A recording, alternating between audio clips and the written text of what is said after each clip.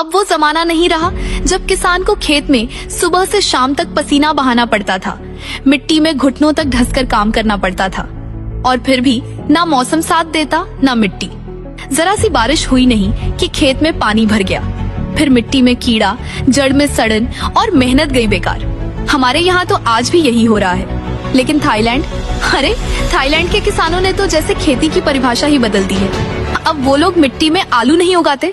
हाँ, आप सही सुन रहे हैं। अब वहाँ के किसान मिट्टी छोड़कर हवा में आलू उगा रहे हैं। इस नई तकनीक का नाम है एरोपोनिक्स। अब इस तकनीक में खेत जोतने की जरूरत नहीं, ना बैलों की, ना ट्रैक्टर की, ना ही बारिश के भरोसे बैठने की। आलू की फसल अब उगती है एक खास कमरे के अंदर, जिसे एरोपोनिक चैम्बर कहा जाता है। इस चैम्बर में क्या होता है, आलू के पौधे की जड़ें मिट्टी में नहीं बल्कि हवा में लटकी रहती हैं, और इन जड़ों पर दिन में कई बार एक खास पोषक पानी की धुंध छिड़की जाती है। इस पानी में सारे जरूरी पोषक तत्व मिले होते हैं, मतलब ना कोई खाद की जरूरत, ना कीटनाशक की, कोई कीड़ा नहीं, कोई बीमारी नहीं, कोई पानी भरने का डर नहीं। गजब की बात यह है कि इस तकनीक से उगे हुए आलू कभी भी गंदे नहीं होते, एकदम चमकदार, साफ और सुंदर। हर एक आलू देखने में जैसे एक जैसा, ना छोटा, ना बड़ा, ना टेढ़ा मेढ़ा।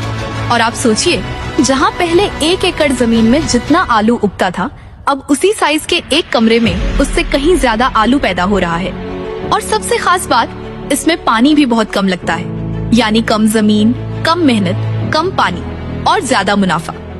थाईलैंड के किसानों ने अब ये सिस्टम इतने अच्छे से अपना लिया है कि वहाँ के सुपरमार्केट में, होटल में, विदेशों में हर जगह उनके साफ सुथरे हेल्दी आलू की डिमांड है।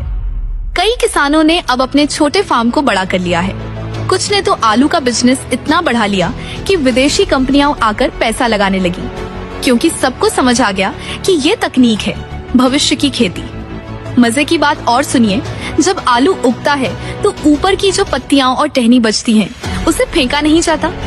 किसान उसे काटकर गाय, भैंस, बकरी को खिला देते हैं, मतलब फसल भी, चारा भी, दोनों एक साथ। अब सोचिए, थाईलैंड के लाखों किसान आज इस नई तकनीक से करोड़ों कमा रहे हैं। वहाँ खेती अब सिर्फ एक काम नहीं, एक बिजनेस बन चुका है।